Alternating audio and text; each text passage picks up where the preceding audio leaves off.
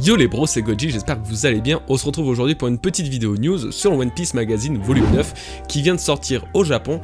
J'ai attendu qu'on ait le maximum de traduction des principaux petits éléments pour vous en faire une vidéo à peu près de tout ce qu'on a pu avoir à ce jour précis. Il y a pas mal de trucs vraiment cool qui feraient je pense une bonne petite vidéo. Donc voilà, il va y avoir du Aokiji, du Garp, du Nico Robin et plein d'autres petits trucs à côté. Donc voilà, j'espère que ça vous plaira. On peut commencer. Comme il a déjà pu le faire par le passé avec Sabo qui venait sauver Ace et Luffy sur Marineford, cette fois-ci Oda dessine Ace et Sabo encore une fois qui recherchent Luffy sur Wano Kuni. C'est une histoire totalement imaginaire bien malheureusement, mais ça fait vachement de bien de voir les deux frangins de Luffy avec un flow littéralement indécent sur Wano Kuni dans le thème totalement japonais des samouraïs etc. C'était vraiment trop beau, donc je pense que rien que déjà ça méritait une vidéo à part entière. En parlant d'Ace, justement, vous ne le savez peut-être pas, mais il a droit à son roman. Donc un roman qui reprend ses aventures à partir du moment où il a pris la mer, jusqu'à ce qu'il intègre l'équipage de Barbe Blanche, etc. Bref, toutes ces aventures qu'on n'a pas vues dans le manga.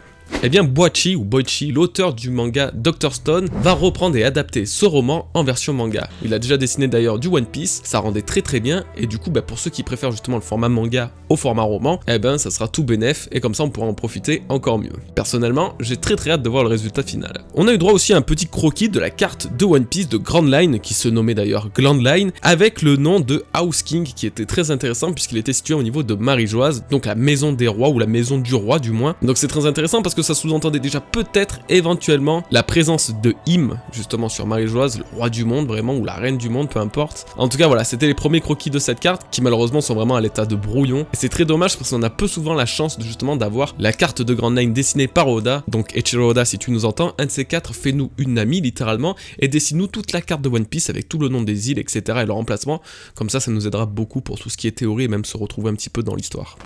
Comme depuis déjà plusieurs One Piece Magazine, il dévoile les fruits du démon de certains antagonistes ou protagonistes. Cette fois-ci, ça sera de Mr. Tree et Wepol, qui ont donc leurs fruits du démon dévoilés avec leur apparence, etc. Alors personnellement, je trouve ça très cool esthétiquement parlant qu'ils refassent donc justement un fruit du démon qui ressemble au pouvoir qu'il confère. Mais c'est vrai que ça peut créer du coup une sorte d'incohérence aujourd'hui par les fruits du démon intégrés justement par le passé dans le manga, vu qu'ils ne ressemblaient en rien au pouvoir qu'il conférait, mais ça laisse en tout cas imaginer beaucoup de choses. D'ailleurs, petite anecdote liée à ma théorie que j'avais fait sur le fruit du démon de Luffy, il faut savoir que le fruit du démon, quand il a mangé, avait la forme du fruit du Yubari King. C'est le melon japonais qui est tout simplement le fruit le plus cher du monde. Donc on comprend pourquoi Oda a décidé de le donner à Luffy, le Yubari King pour le futur roi des pirates. Ça colle totalement. Ok, désormais on passe sur la partie Nico Robin puisqu'il y a pas mal de choses la concernant. Elle aussi aura droit à son roman et ça prendra en compte le moment où justement elle a intégré les révolutionnaires, donc durant l'ellipse des 2 ans. Alors attention, tout n'est pas à prendre de façon officielle. Certaines choses ont eu l'approbation d'Oda lui-même, d'autres non. Ce n'est pas Oda qui gère directement les romans, donc même pour le cas de Ace, donc n'y voyez pas là comme une source d'information officielle et sûre. Cependant oui, il est quand même derrière et il gère un minimum les informations qui sont données pour pas qu'il y ait trop de conneries débitées. Donc on y apprend que selon Koala, il existait un royaume il y a de cela des centaines d'années et son nom semblait être Yukali. La traduction du nom reste cependant encore à voir. C'est un royaume qui a été détruit, donc il n'existe plus. La seule chose qui reste de lui est une recette alimentaire. Ce royaume existait apparemment pendant la création du gouvernement mondial et était même justement sous la domination du gouvernement mondial. La chose qui l'aurait détruite, qui aurait détruit Yukali, serait un habitant ou du moins un autre pays l'entourant. Et Robin, avant tout ça, n'avait pas connaissance de ce royaume. Alors bien sûr c'est hyper ouf comme révélation parce que justement on pourrait croire que c'est officiel, on pourrait imaginer plein de choses. La première chose qui nous vient en tête est l'ancien royaume, c'était un royaume énorme qui a disparu, il ne reste apparemment plus rien de lui, et le gouvernement mondial serait justement la cause de cette chute. Donc, évidemment, ce n'est pas sûr que Oda ait voulu dévoiler un si gros événement finalement du manga, une si grosse parcelle de l'histoire à travers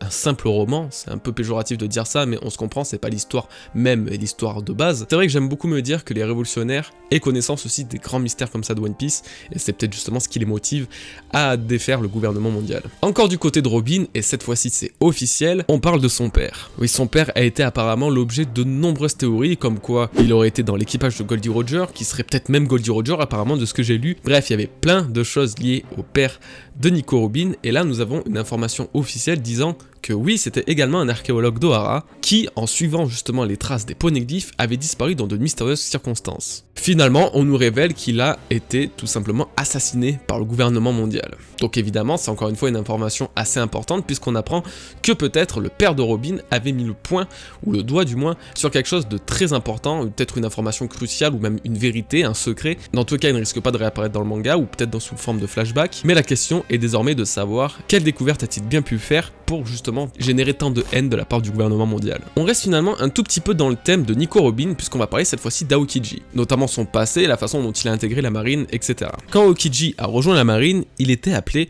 la recrue monstrueuse tant il possédait une grande force de combat qu'il n'avait finalement appris de personne. Et il a acquis encore beaucoup plus de force, beaucoup plus de puissance quand c'est Monkey D. Garp qui l'a entraîné. Cependant, apparemment en devenant une recrue de Garp, Aokiji a commencé à s'intéresser au passé du héros de la marine. La toute première justice d'Aokiji était la Burning Justice, donc la justice enflammée, tandis qu'après les événements d'Ohara, elle est devenue la Lazy Justice, c'est-à-dire la justice paresseuse cool. Et dans les premiers croquis d'Eiichiro Oda, il était censé être un agent secret, une sorte d'espion, tandis que Shiki, lui, le lion d'or, aurait pu être un amiral. Alors pour reprendre grosso modo les informations qu'on a pu avoir, oui, Aokiji est un monstre de puissance depuis le moment où il est rentré dans la marine. Ça me fait penser justement, alors ça a beaucoup changé suivant les traductions, mais lors de sa première introduction dans l'œuvre de One Piece, dans le manga, eh bien il était considéré comme le plus puissant membre de la marine. Maintenant ça a changé, on dit qu'il fait partie des plus puissants de la marine, donc avec les amiraux, mais en tout cas, de base, il était considéré comme l'un des plus forts, voire même le plus fort. Ce qui correspond encore avec son passé de recrue monstrueuse, etc. Moi ce qui m'intéresse beaucoup, c'est qu'encore il s'est intéressé lui-même au passé de Garp. Et Garp, étonnamment, depuis quelques temps, Oda nous dévoile des trucs sur son passé qui semblent être un petit peu, on va dire, secrètes. La vive carte de Steady disait que justement, il connaissait un lien entre Garp et les dragons célestes, donc on n'a aucune connaissance de ce que ça peut être, mais c'est encore une fois intéressant. On nous a dévoilé un petit peu le passé de Garp avec l'histoire des Rocks, comme quoi il a protégé lui-même les dragons célestes avec Goldie Roger, une fois encore c'est bizarre. Et là on nous dit que Aokiji commença à s'intéresser au passé du héros de la marine. De ce qu'on connaît, le passé de Garp est rien d'honteux. Il est né sur le royaume de Gua, bon comme le Fiu Dragon certes, mais à part le fait qu'il ait récupéré donc le fils de Goldie Roger, Ace, rien ne semble justifier un gros secret qu'il cache. Et pourtant j'ai l'impression que c'est ce que Eiichiro Oda veut nous dire à travers les différentes informations officielles qu'il nous donne. Concernant la justice d'Aokiji, vous devez le savoir, chaque membre de la marine a sa propre justice, ou du moins suit une justice prédéfinie. C'est celle d'Akainu par exemple, et la justice totale, la justice très dure, très forte. La justice de Kizaru, elle, est un peu plus au milieu, elle est un peu neutre, tandis que celle d'Aokiji était à l'époque une justice très laxiste, beaucoup moins extrémiste que celle de justement Akainu. Cependant, on apprend que lors de son introduction dans la marine, il avait une justice peut-être un peu plus dure et que les événements d'Ohara lui ont un peu chamboulé la vie. Donc c'est vrai que toute cette histoire des grands noms de la marine est hyper importante et j'espère vraiment qu'Oda va la dévoiler un jour ou l'autre, ou la développer du moins, puisque je pense qu'il y a moyen de découvrir énormément de choses, d'avoir de très grandes révélations concernant les plus grands de la marine, tels justement Garp, Sengoku, Tsuru et puis les 3 amiraux de la marine. On apprend que lorsque l'équipage des Rocks a été dissous, Barbe Blanche lui a rassemblé donc un nouvel équipage et est devenu encore plus fort. Il avait 36 ans lorsque la bataille de God Valley a eu lieu et c'est à 38 ans, soit 2 ans après, que sa puissance a atteint son paroxysme. Un Barbe Blanche, à 38 ans, c'était un des mecs les plus puissants du monde. C'était là où il était à son apogée de la puissance. Il est noté que son adversaire, son rival, Goldie Roger, lui, malgré le fait qu'il n'ait pas un très grand équipage ou qu'il n'ait pas une très grande flotte, était un équipage très puissant dû à la confiance qu'ils avaient justement en leur capitaine, en Roger.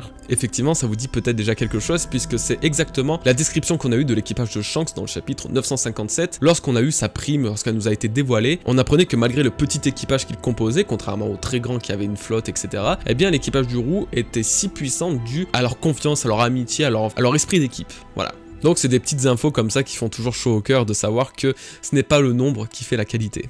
Et pour finir, on va parler de Don Chinjao. Oui, il y a 30 ans de ça, c'était un très grand pirate également, au point que ses différents combats avec Garp, qui était quand même relativement puissant à ce moment aussi, s'est soldé par aucun gagnant. Donc vous voyez, le mec aujourd'hui qui a été battu par Luffy, à l'époque de Garp, eh ben, il se battait avec lui quasiment à puissance égale. Garp a dû s'entraîner pour renforcer son acquis d'armement, pour finalement réussir à le vaincre et donc briser son crâne. Chinjao, suite à la défaite qu'il a subie face à Luffy, a un petit peu été du coup sous-estimé et c'est dommage parce qu'à l'époque c'était vraiment un très très grand pirate qui aujourd'hui s'est retrouvé totalement battu par un pirate qui a 2 ans d'expérience. Et bien voilà, je pense qu'on a fait le tour, des petites informations qu'il y avait. C'était pas des très grosses révélations, mais c'était toujours des petits éclaircissements sur certaines parties du manga qui font toujours plaisir, et puis aussi des news au sujet des futurs romans et adaptations en manga de One Piece. On se retrouve vendredi pour une nouvelle vidéo, en attendant je vous souhaite un très bon week-end, soyez prudents et portez-vous bien. Peace les bros.